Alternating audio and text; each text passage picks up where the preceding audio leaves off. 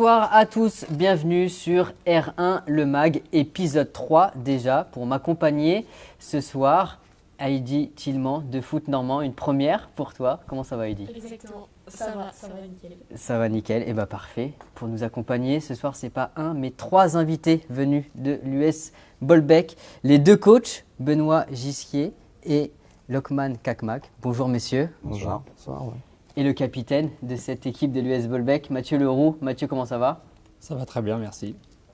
On va tout de suite regarder le programme de cet épisode 3 avec tout d'abord le top but et le résultat notamment du top but de l'épisode 2. On ira ensuite du côté de la jeunesse fertoise Bagnols pour l'inside de cet épisode.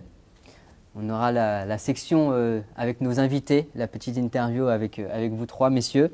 Et on terminera, comme vous avez pris l'habitude maintenant, par les différents classements des deux groupes de R1 et du R1 féminin. On va pouvoir enchaîner avec toi, Heidi.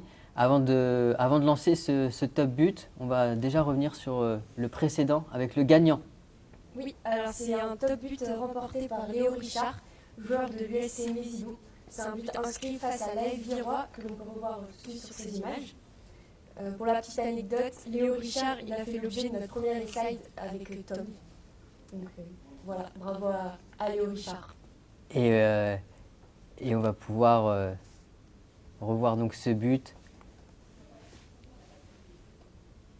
On va enchaîner maintenant sur le top but de cet épisode 3 que vous allez pouvoir retrouver ensuite sur les réseaux sociaux pour procéder au vote, bien évidemment.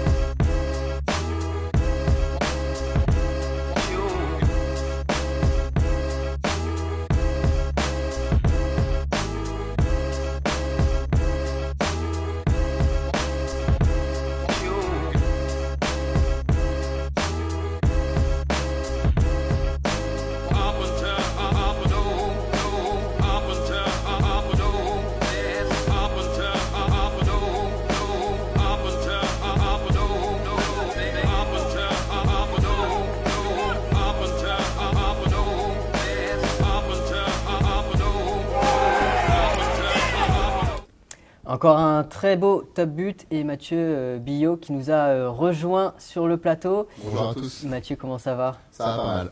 Alors ce top but, est-ce que tu en as un très qui… joli but. Ouais. Très joli but, est-ce qu'il y en a un qui t'a marqué plus que les autres? Oui, tout à fait. Moi, c'est de Clément Badreau de la jeunesse sartoise.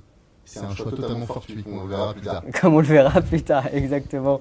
Et je vais me tourner vers vous, messieurs. Benoît, est-ce qu'il y a un but qui vous a particulièrement marqué? Oui, notre attaquant, Kevin Massaka de l'US Bolbec. En toute Voilà, objectivité. Voilà, tout à fait. Lokman. Moi, je vais pas être très original, mais ouais, je pense que Kevin Massaka, il met un beau but. Et toi, Mathieu? Bon, moi, je pense que je vais changer. J'aime bien le premier but de Deauville, l'action elle est belle.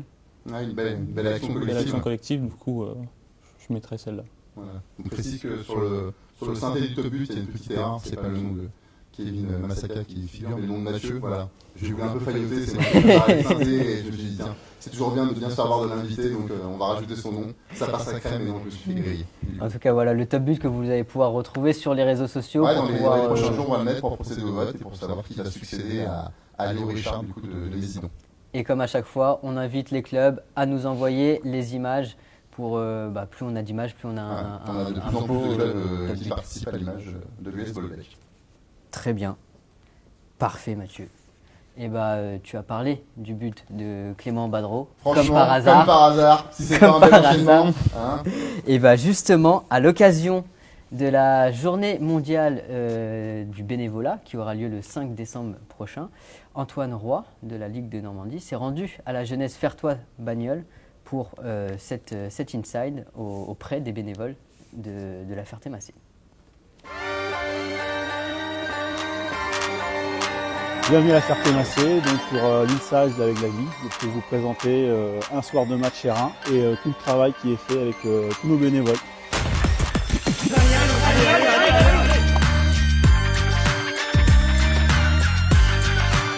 Les jours de match serein, c'est un petit peu l'intendance. C'est des fois l'échauffement des gardiens, c'est l'accompagnement des équipes.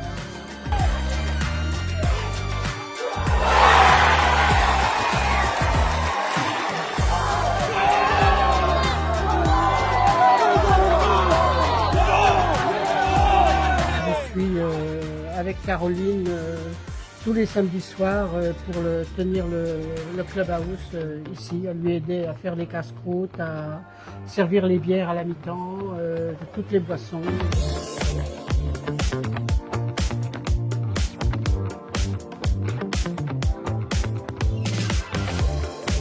C'est vraiment des personnes très actives et vraiment 100% bénévoles. Donc sans eux, le club n'existerait pas et ne serait pas à ce niveau-là, c'est sûr. Donc on peut que les remercier.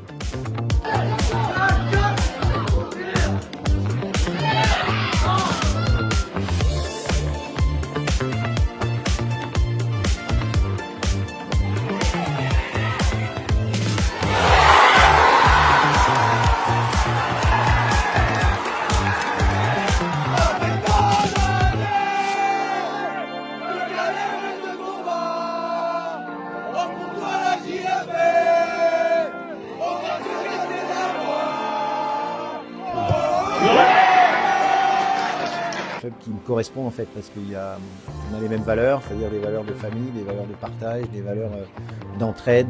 Voilà, l'idée c'est toujours de repousser nos limites. On a des moyens limités d'un point de vue financier, d'un point de vue infrastructure, d'un point de vue matériel. Par contre, d'un point de vue humain, on a des moyens limités.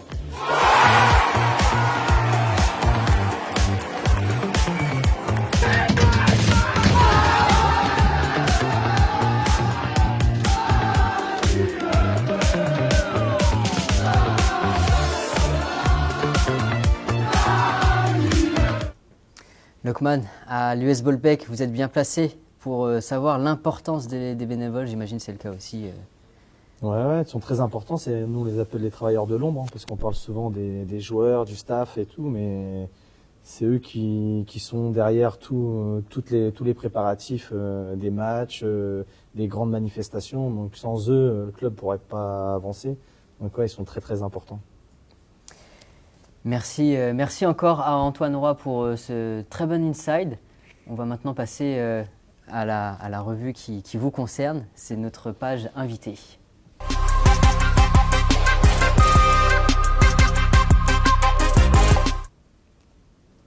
C'est reparti, donc déjà de retour. Et messieurs, on va regarder une image qui va sans doute vous faire très plaisir. C'est les images de la qualification face à la Mosse lors du dernier tour de Coupe de France.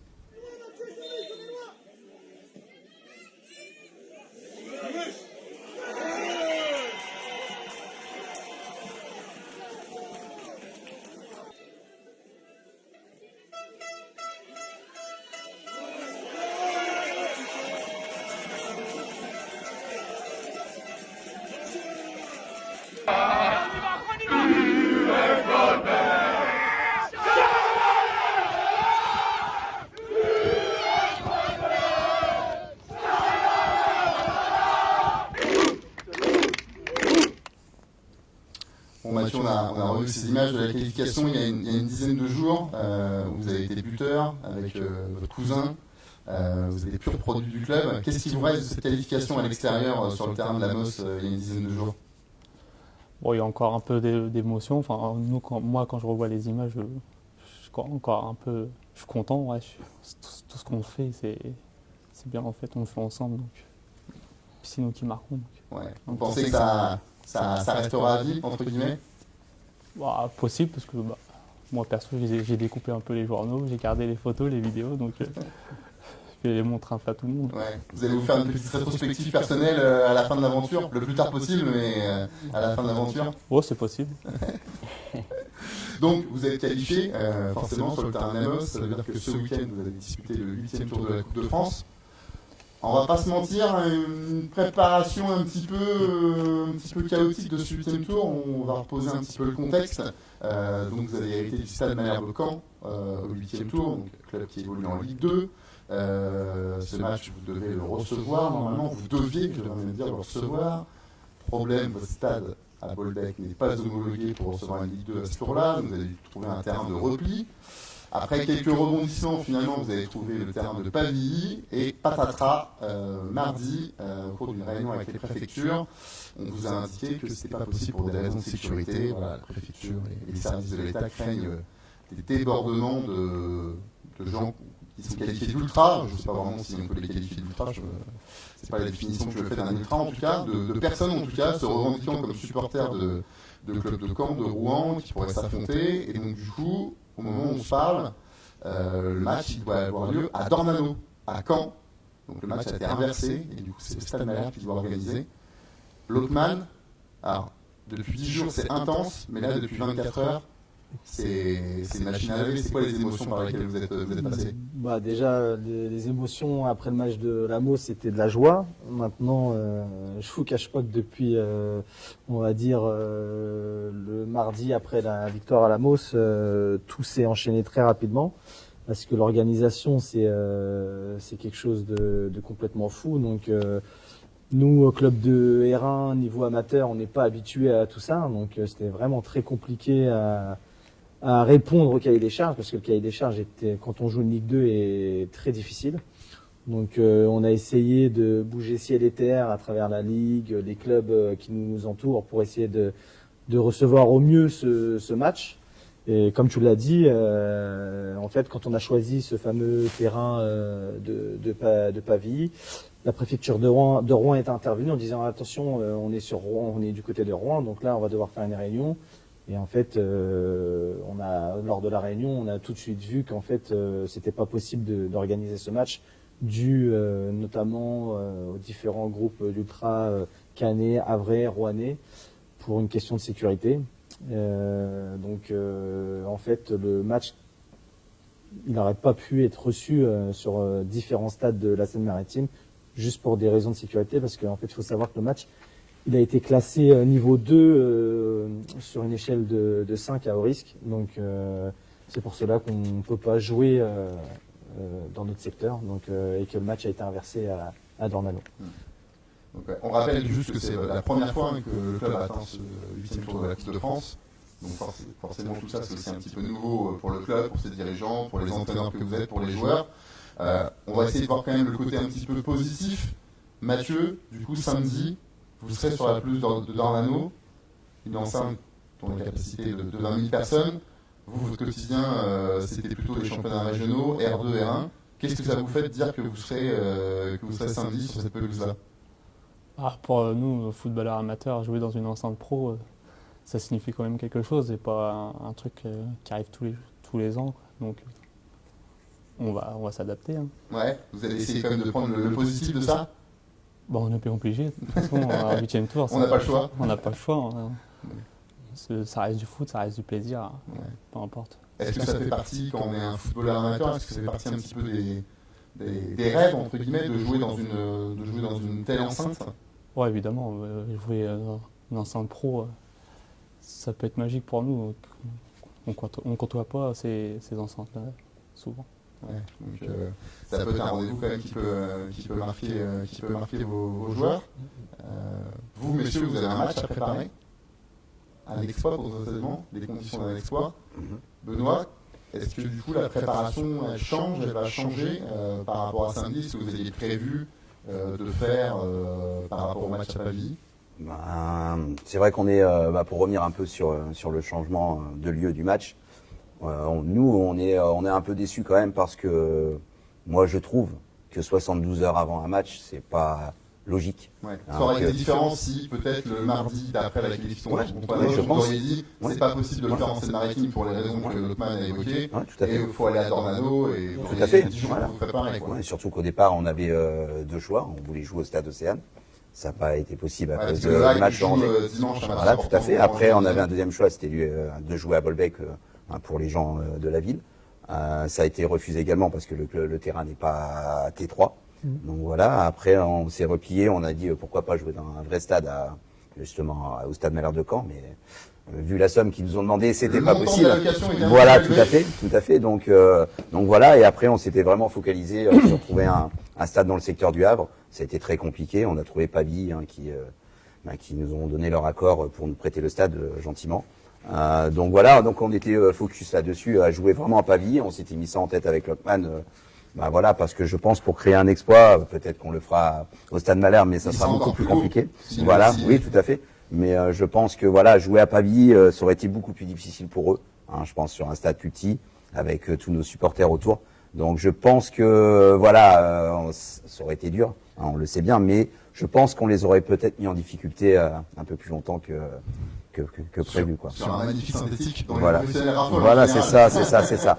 Mais intérieurement, nous, on savait avec Lokman, ça fait 15 jours, on se dit c'est pas possible qu'on joue à Pavie, et je pense qu'on avait vu juste. Donc voilà, le seul regret, c'est vraiment de la prendre 3 jours avant. Je trouve ça, pas logique du tout, parce que je pense que pour des petits clubs comme nous, comme Bolbec ou autres dans la région, je pense que il faut quand même respecter les clubs amateurs. Parce que je pense que sans eux, les clubs pro n'existeraient peut-être pas. Donc voilà, c'est là c'est surtout la durée, le temps, c'est ce qui nous embête. Et surtout, on en parlait des bénévoles, justement, c'est tous ces bénévoles qui se sont activés pour que ce match se fasse à Pavie. Là, on a cassé une dynamique de bénévoles totalement, quoi. Donc c'est vraiment dommage pour nous. Maintenant, le fait d'aller à Dornano, ça reste quand même une chance pour les joueurs, même pour nous en tant que coach. On est sur des installations professionnelles. C'est comme on a dit aux joueurs, c'était aussi la motivation du discours à la MOS. C'était de dire les gars, ça peut être l'unique chance de votre vie d'aller dans ce stade. Donc maintenant, il faut se donner les moyens. Là, on y est. Après, les conditions par lesquelles on est passé pour y aller, c'est vrai que ça nous a embêté un petit peu. Moi j'ai une question pour Mathieu, justement. Est-ce qu'on se prépare à marquer Alexandre Mendy, meilleur buteur du Stade Malherbe de Caen? Je ne sais pas si je dois me préparer, mais s'il est face à moi, je serai prêt, quoi. Le message est lancé en tout cas. Vous avez regardé des vidéos un petit peu sur lui ou... Je regarde beaucoup de foot à la télé, donc j'ai regardé Caen vendredi. Vous avez pris vos notes et tout? Évidemment, on fait des petites séances. Obligé. C'est costaud, mais on a nos atouts. Ça te promet, ça va être le duel dans le duel du coup. Peut-être, ouais. On a hâte de voir ça du coup. Merci messieurs, on va faire tout de suite un petit point sur le classement, les deux groupes de Régional 1. On va commencer par le groupe A, forcément, avec messieurs Bayeux qui domine pour l'instant d'un point. L'AS Trouville, notre dernier invité, était un joueur de Trouville-Deauville. Mais c'est Bayeux qui domine les débats avec un beau championnat. Les hommes d'Eric Fouda en tête avec 17 points notamment. On retrouve donc Trouville-Deauville et Gonfreville sur le podium. La Mosse que vous avez affronté au tour précédent est dans le milieu du tableau à la 7e place, tout comme pas loin, donc à égalité de points même avec la Jeunesse Fertoise Bagnols, et Mésidon. La différence que la Mosse est invaincue, mais possède 2 matchs de retard, 3 matchs de retard. C'est ça, 3 matchs de retard. Et que depuis que nos amis de Bolbec ont éliminé la Mosse, il y a eu quelques soubresauts, puisque Vincent Legnaud, qui était entraîneur en poste à ce moment-là, a présenté sa démission.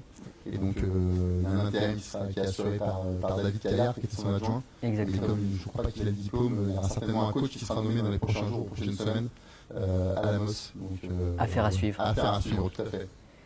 Au niveau des buteurs maintenant, alors là, c'est pas un hasard, un nouvel heureux hasard. C'est un joueur de la jeunesse fertoise Bagnols. Qu'on a vu dans le top but. Qu'on a vu dans le top but, c'est Clément Badreau avec 6 buts, égalité avec Romain Guillotte de Bayeux justement. Il a mis un très beau but aussi, il n'a pas été cité, mais il a mis un but assez magnifique. Qu'on retrouve régulièrement dans les... Ouais, je pense que ça va être un client, il marque tous les week-ends, j'ai l'impression, notre ami Romain Guillotte. Dans ce classement, on retrouve également Ousmane Konta, qui est présent depuis déjà quelques semaines. Il a mis 4 buts lors de la première ou de la deuxième journée dans le même match. Et il n'a pas marqué. Il est toujours là depuis, il n'a plus remarqué. Il n'a plus remarqué, à voir s'il attend prochaine occasion de marquer un quadruplé. On retrouve également Benjamin Renaud de la Amos et Aïlé Diouf de Deauville. On va passer au groupe B avec toi. Ouais, le groupe B qui présente une configuration quelque peu différente de son homologue du A. Vous êtes bien placés, messieurs, pour le savoir. Parce que le Havre Criouville est en train pour l'instant d'écraser la poule. 7 victoires, 1 nul en 8 matchs disputés, 22 points, 9 points d'avance sur son poursuivant qui est à la réserve de Rouen. Ça va être très très compliqué d'aller les déloger, Coquerie, de cette première place qui ouvre droit au barrage d'accession contre le premier du groupe A. Je ne sais pas si vous avez déjà eu l'occasion de les affronter en ce début de saison. On les a affrontés, je crois qu'on est la seule équipe à leur avoir mis un but d'ailleurs. Je crois qu'ils ont pris qu'un seul but et c'est nous qui l'avions marqué. Donc pas un mince exploit. Ouais, mais c'est une très très belle équipe, coachée par un très bon entraîneur aussi, Khalidou Tchoubou. Et ouais, ils ont des joueurs assez performants à chaque ligne, donc c'est une très belle équipe qui mérite son classement aujourd'hui. Vous les voyez, Benoît, vous les voyez aller au bout là, de la première Oui, place? je pense qu'ils vont aller au bout. Oui.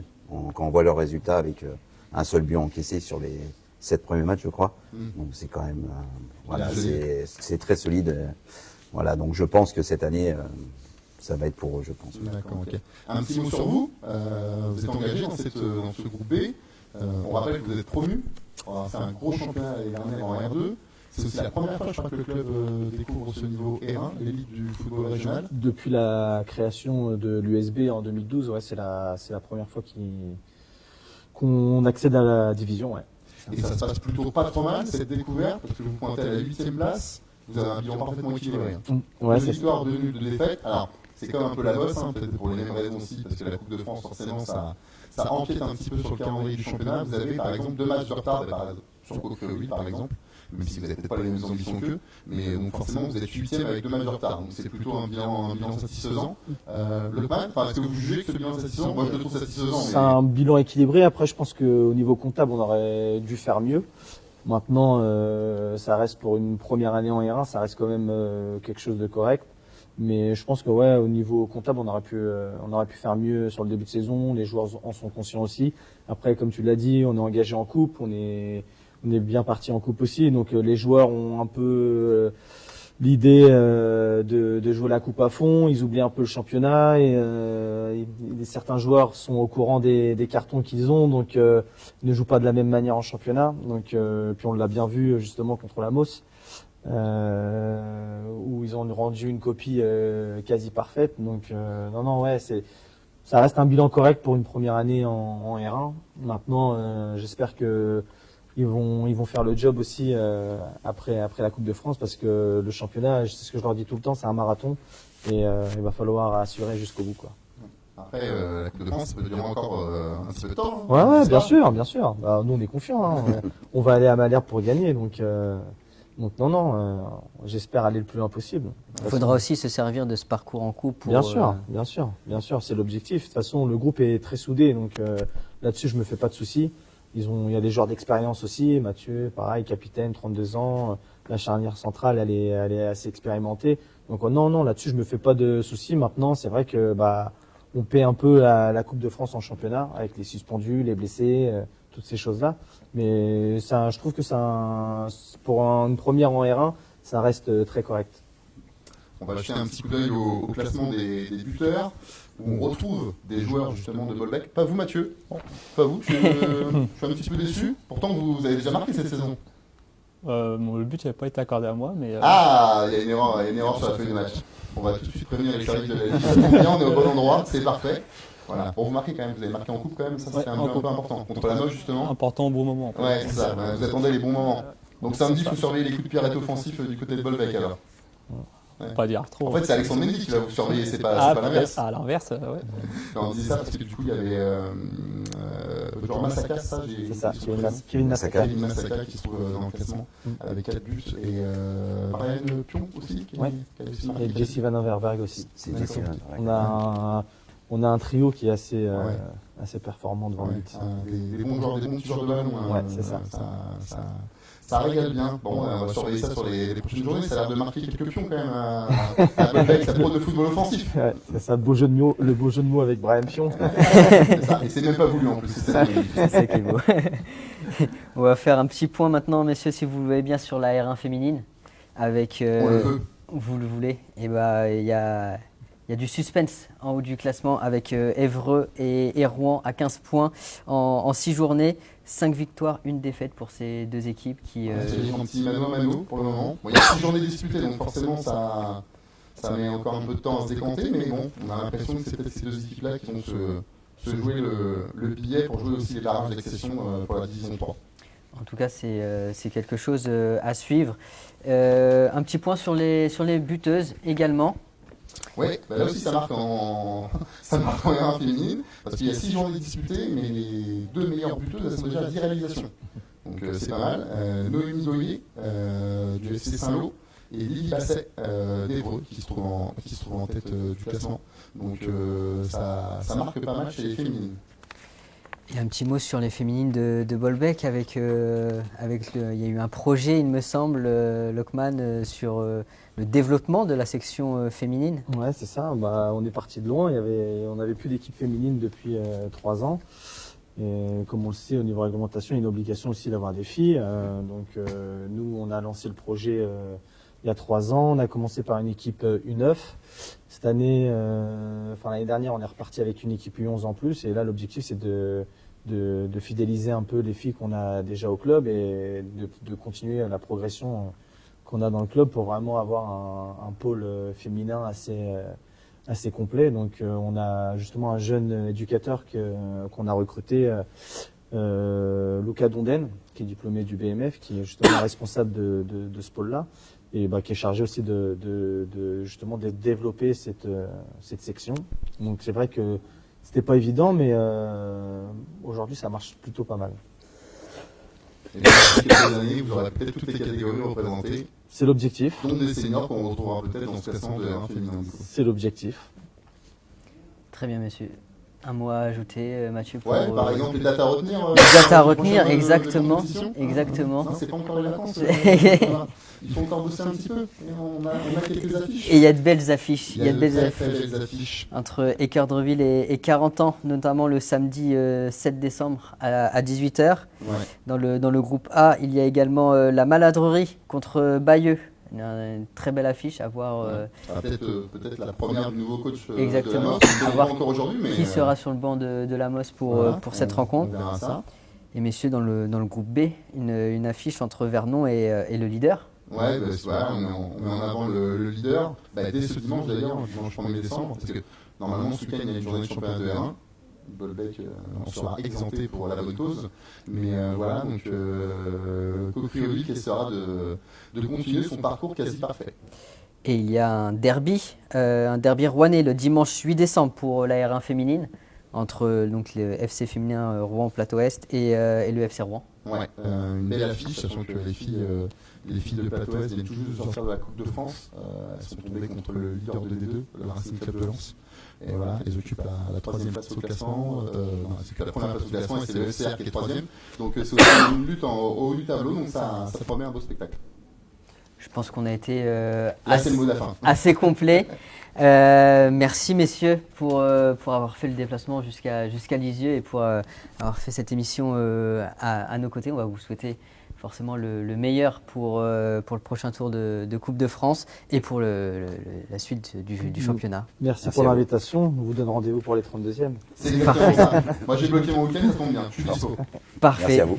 Merci Mathieu, merci à Heidi, merci à toute l'équipe qui est derrière la régie et que vous ne voyez pas. Et nous on se donne rendez-vous en décembre, le 18 décembre il me semble Mathieu. C'est ça, ouais, ça doit être ça. Ça doit être ça. Mercredi c'est le 18 décembre. Exactement, on se donne rendez-vous en décembre pour la dernière de l'année, de R1 le MAG. Et à bientôt.